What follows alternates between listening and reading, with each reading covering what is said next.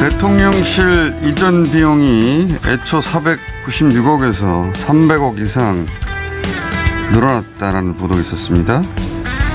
관련 내용 짚어보겠습니다. 국회 국방위 소속 그리고 한미연합사 부사령관 출신 김병주 의원 모셨습니다. 안녕하십니까? 네, 안녕하세요. 김병주입니다.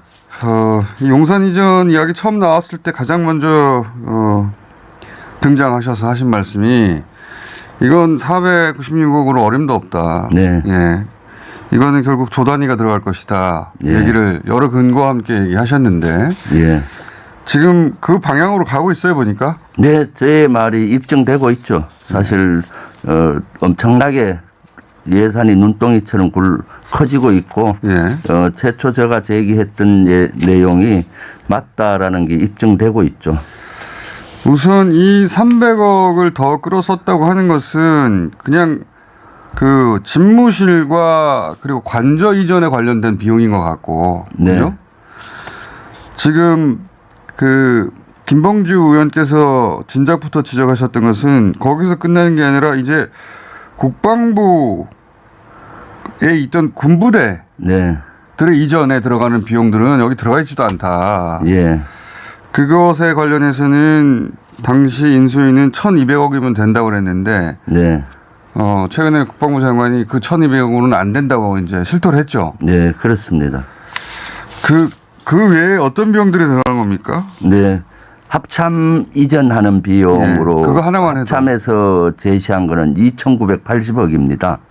합참 이전 하나만 해도 하나 2,900억. 본 건물 짓는데 2,980억으로 현재 TF에서 추산했고 그럼 3,000억 국방부 원인데. 장관이나 예. 국무총리도 이걸 인정을 했었고요. 그런데 그것만이 아니죠. 본 건물만 짓는 게 그거고 거기 합참의장 공간을 또 지어야 된다고 국방부 장관이 인정을 했고요. 그러면 그것만 해도 한 3,500억 이상 되잖아요. 이거는 그냥 합참만 얘기하는 거잖아요. 예, 합참만이죠. 네. 예. 거기에다가 또 제가 미군 잔류기지를 이전해야 된다고 했잖아요. 예. 이전하게 되면 우리가 요구하기 때문에 드래곤 힐 호텔을 예. 우리가 지어줘야 된다고 국방부 장관이 인정했어요. 네, 그 말도 하셨죠. 네. 그 드래곤 힐도 한 3천억 이상이 소요될 것입니다. 3,000억. 예. 그리고 지금 이거만 해도 6,000억인데. 예. 그리고 당장 원래 필요한 예산이 한 200억 가까이 필요한데 국방부도 뭔가 하면 5군데로 흩어놨지 않습니까? 예. 그러니까 업무가 안 되는 겁니다. 당연히 이제 다시 모으겠다는 겁니다. 그래야 되겠다. 다시 리모델링을 별관을 해서 해야 하는데 한 193억 이상 든다고 요구를 했어요. 그때 한 10개 정도의 부대가 네. 다 재조정이 일어나야 되는데. 예. 지금 말씀하시는 건 큰 덩어리 아닙니까? 네, 그렇죠. 큰 덩어리만 이렇게 계속 하는데 나머지 사이버 사령부도 또 이전 계획이 있습니다. 이전을 해야 되고 있죠. 그리고 최종적으로는 어딘가에서 다시 다 모여야 될 거 아니에요? 예, 예. 근데 중요한 것은 이것이 마스터 플랜이 있어야 되는데 아직도 마스터 플랜이 없는 것입니다. 그럴 수밖에 없죠. 그러니까 예산 추계가 안 되는 거예요. 그래서 몇 개 큰 덩어리 합참 이전하는 거, 미군 잔류기지 이전 이런 문제 큰 덩어리만 해도 이미 1조 원 가까이 예산이 추산이 되는 것이죠. 아니 과장이 아니라 듣고 보면 말씀 듣고 보면 그럴 수밖에 없는데. 네. 그 이사 달랑 우리 책상 들고 가면 끝나는 것처럼 얘기했잖아요 처음에. 네, 그렇습니다. 근데 그 뒤에 이어지는 비용들을 어떻게 할 거냐. 그래서 그 당시 민주당과 제가 주장한 많은 예산이 들 것이다에 대해서 반박을 했잖아요. 과장이라고 김은혜 예를 들면 그 당시 대변인이 1,200억 얘기했는데 충분하다고. 예, 국방부 장관은 그것은 잘못된 추계다라고 이번에 국방위에서도 인정을 했었고요. 자, 예. 그 문제뿐만이 아니라 오신 김에 여러 가지 군이어야 판단 가능한 사안들이 있어가지고 한꺼번에 여쭤보겠습니다. 네네. 네. 지금 한남동 관저로 이제 원래는 이제 9월 1일부터 입주한다 뭐 이렇게 얘기했는데 아직 입주했다는 얘기는 안 들리는 걸 보면 이미 했는지 곧 했는지 알 수가 없지만 어쨌든 네. 9월 1일부터 관저를 사용한다고 보도돼 왔거든요. 네, 그렇습니다. 그래서 그걸 국방위에서 확인했더니 9월 1일은 아니고 조만간 한다고 조만간. 국방부 장관이 답변을 했습니다. 근데 지난 그 재해 때 수해 났을 때 네. 아크로비스타에서 헬기를 이용할 계획이 있었네 없었네 이거 가지고 논란이 있었는데 알고 봤더니 대통령이 살고 있는 곳에 대통령 전용 헬기가 이착륙이 불가능했다는 게 나중에 밝혀지지 않습니까? 네. 근데 이 한남동 관저도 헬기장이 없다면서요? 네, 그렇습니다. 한남동 공간 지역은 관저 지역은 제가 연합사 부사령관 당시 1년 반을 살았지 않습니까? 예. 그러니까 그 지역이 헬기장이 없습니다. 그래서 사실은 대통령 관저가 위치하면은 헬기장이 있어야 되지 않습니까? 당연히. 예. 예. 그래서 제가 이번 국방위에 그걸 문제를 제기를 했습니다. 헬기장 있냐? 헬기장이 있느냐 새로 만들었느냐 했더니 국방부 장관은 헬기장은 없다. 단지 이제 빨리 나올 수 있는 방안을 강구하고 있을 것이다라고 얘기를 했죠. 빨리 나올 수 있는 방향 차 타고 나오네요. 예. 그랬더니 이것이 언론에 많이 다루어졌어요. 그러니 저녁에 대통령실에서 문자로 공지를 한 것이 국방부 장관이 잘못 생각한 오류다. 국방부 장관이 어떻게 모릅니까? 예, 헬기가 내릴 수 있는 방안을 강구돼 있다라고 답변을 했거든요. 그래서 제가 이걸 추적을 해봤습니다. 예. 여러 군데 경호실에도 전화하고 여러 군데 확인을 했더니 정규 헬기장은 만들지 않았습니다. 단지 관저 앞이 공터가 넓습니다. 잔디밭도 있고 거기에 일부 나무를 치고 주변 공터에 내릴 수 있다라고 판단을 한 것 같아요. 조종사한테도 내릴 수 있느냐 하니까 내릴 수 있다. 그래서 제가 그러면 그런 거는 실험을 해봐야 되지 않습니까? 그렇죠. 실제 직접 헬기가 내리고 훈련을 했느냐 하니까 그건 하지 않았더라고요. 진짜 엉성하네요. 그래 이건 어떤 의미인가 하면은 초등학교 같은데 헬기장이 없잖아요. 운동장에 내릴 수 있다. 예, 그래서 운동장에 내릴 수 있다 이 얘기랑 같습니다.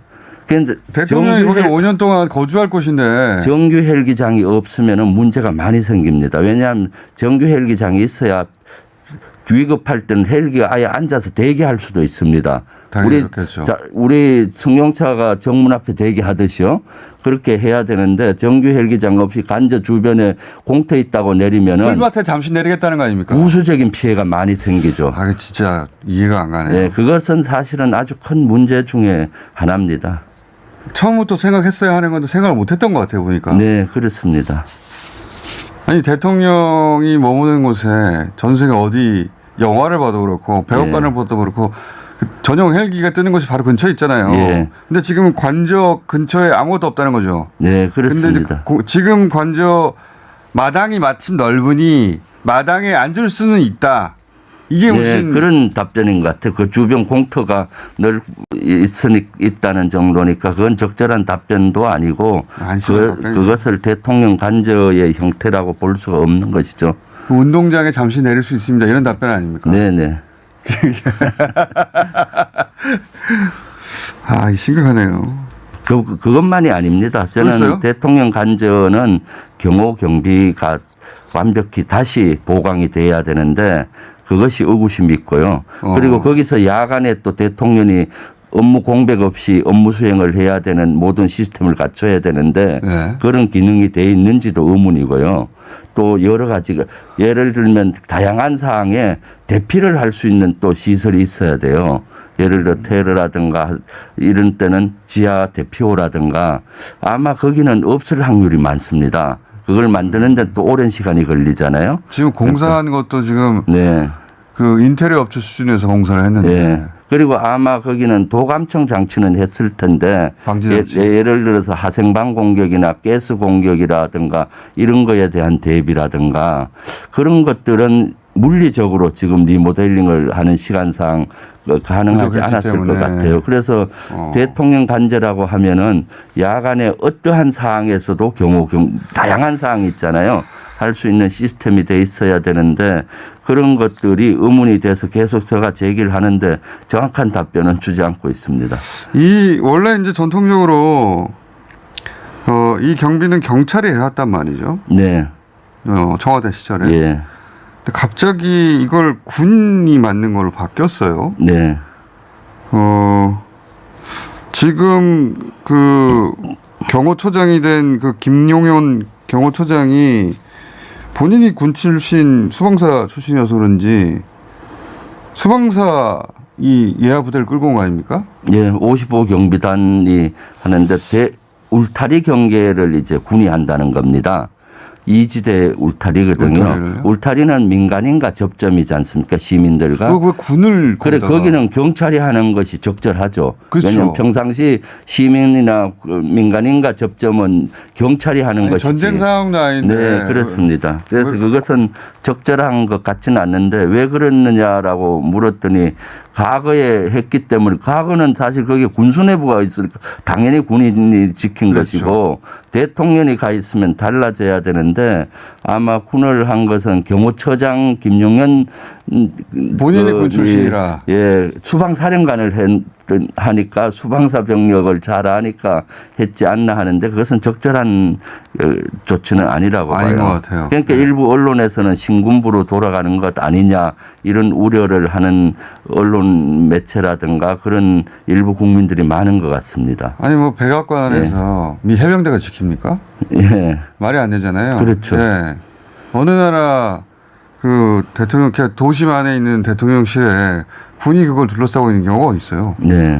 그거는 좀 상식적이지 않은데 이렇게 한다고 하니까 그 네. 제가 여쭤본 것이고. 거기 또 생각이 고착돼 있을 수 있죠. 기존에 군수내부가 있을 때 군이 지켰으니까 그 일대에 그대로 군이 지키게 하는 사실은 상황이 바뀌면 다 바뀌어야 되는데 당연한 거 아닙니까? 예, 그런 조치들이 저는 이해가 가지가 않습니다. 그렇다고 예를 들어서 그 헬기가 뜰 수 있도록 그것부터 생각했냐 그것도 아니잖아요. 네, 그렇습니다. 일단 이해가 안 가는데 을지 연습에 대해서도 여쭤봐야 되고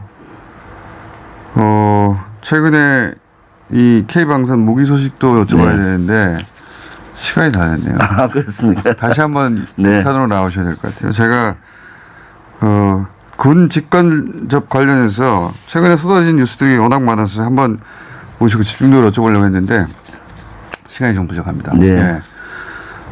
또 모시겠습니다. 예, 제가 궁금한 사항을 미리 말씀드리면 일지연습, 네. 을지연습 예. 관련해서 질문이 많고요.